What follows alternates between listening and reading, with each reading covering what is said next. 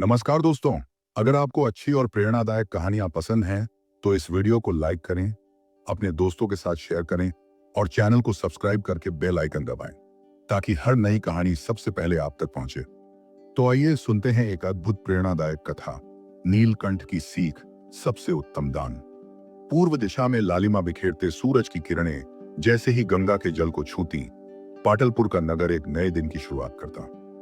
राजमहल के ऊंचे ऊंचे शिखरों पर सुनहरी आभा फैल जाती और महल के बगीचे में खिले गुलाब, चमेली और रजनीगंधा की खुशबू चारों तरफ तैरने लगती। महल की बालकनी में खड़ी राजकुमारी विद्याश्री अपने लंबे काले रेशमी बालों को हल्की हवा में लहराते हुए देख रही थी। उसके चेहरे पर सुबह की ताजगी और आंखों में एक अजीब सी चमक थी।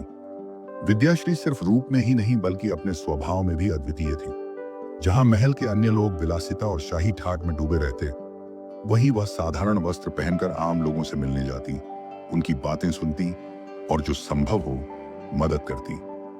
उस दिन भी वह बगीचे की पगडंडी से होती हुई तालाब के किनारे पहुंची, जहां मोर पंख फैलाकर नाच रहे थे और बतखें जल में खेल रही थीं। अचानक अमलतास के पेड़ की एक ऊंची डाल पर नीली हरी आभा चमकी। विद्याश्री ने सिर उठाकर देखा, एक अद्भुत सुंदर पक्षी वहां बैठा था। उसके पंखों पर ऐसा गहरा नीला रंग था जैसा साफ आसमान का, और गले पर सुनहरी रेखाएं चमक रही थीं। उसकी चोंच पतली और नुकीली और आंखों में जैसे किसी ज्ञानी ऋषि की गंभीरता थी। विद्याश्री ने मुस्कुराते हुए कहा, अरे तुम तो बड़े सुंदर हो, कहां से आए हो? विद्याश्री को हैरानी तब हुई जब पक्षी ने साफ, मधुर और गंभीर आवाज में उत्तर दिया, राजकुमारी, मैं वहां आता हूं जहां मन निर्मल और हृदय दयालु हो। विद्याश्री चौंक गई। तुम बोल सकते हो? पक्षी ने हल्की सी मुस्कान के साथ कहा, हाँ, लेकिन केवल उन्हीं से जिनमें लोभ, क्रोध और कपट न हो। उस दिन से राजकुमारी और उस नीलकंठ के बीच रोज की मुलाकात शुरू हो गई। सुबह सुबह वह पेड़ पर आ बैठता और दोनों घंटों बातें करते प्रकृति, जीवन और संसार के रहस्यों पर। एक दिन जब हल्की हवा में बेला के फूलों की खुशबू तैर रही थी, राजकुमारी ने गंभीर स्वर में पूछा, नीलकंठ, तुमने संसार के अनेक स्थान देखे हैं, बताओ सबसे अच्छा दान कौन सा है?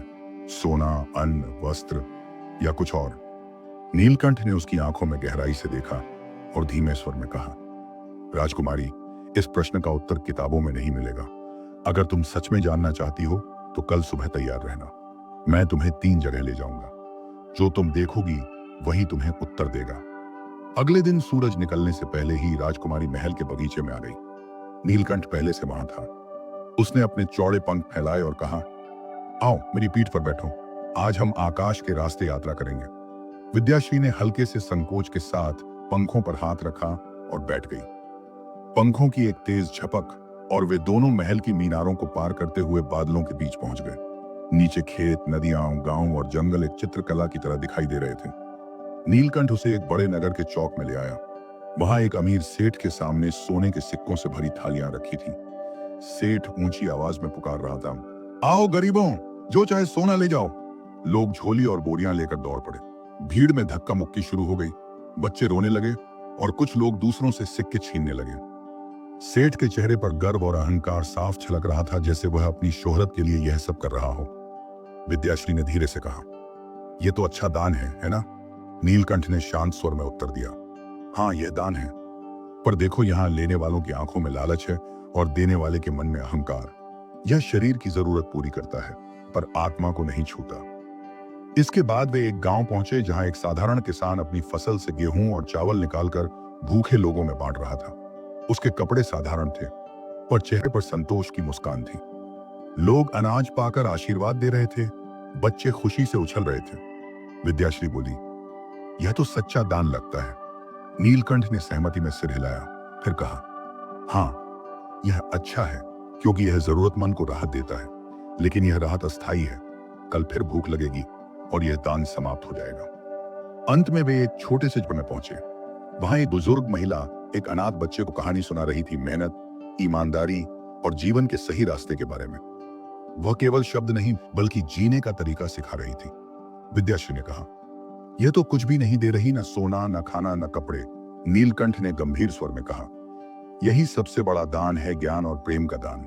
सोना खत्म हो जाएगा, अन्न खत्म हो जाएगा, पर सही ज्ञान और प्रेम जीवन भर साथ रहेगा। महल लौटकर राजकुमारी देर तक सोचती रही। उसे समझ आ गया कि सबसे अच्छा दान वह है जो किसी का जीवन बदल दे, जो आत्मा को रोशनी दे। कुछ ही दिनों में उसने महल में एक ज्ञानशाला शुरू की, जहां बच्चों को पढ़ाया जाता, नैतिक शिक्षा दी जाती और उनमें आत्मविश्वास जगाया जाता। एक सुबह नीलकंठ आया और बोला, राजकुमारी, तुमने सबसे उत्तम दान चुन लिया, ज्ञान और प्रेम का दान। यही अमर है, यही सच्चा है। फिर वह आसमान की ओर उड़ गया, जैसे अपना कार्य पूरा कर चुका हो। विद्याश्री ने आसमान की ओर देखते हुए सोचा, सच है, सबसे अच्छा दान वह है जो दिल से दिल तक पहुंचे और जीवन को रोशन कर दे। दोस्तों, उम्मीद है आपको यह कहानी दिल को छू गई होगी। अगर आपको ये अच्छी लगी तो इसे लाइक करें, अपने दोस्तों और परिवार के साथ शेयर करें। चैनल को सब्सक्राइब करें और बेल आइकन जरूर दबाएं, ताकि हमारी अगली प्रेरणादायक कहानी आप सबसे पहले सुन सकें। और हाँ, कमेंट में हमें जरूर बताइए कि आपको इस कहानी से क्या सीख मिली। धन्यवाद। फिर मिलेंगे एक नई कहानी के साथ।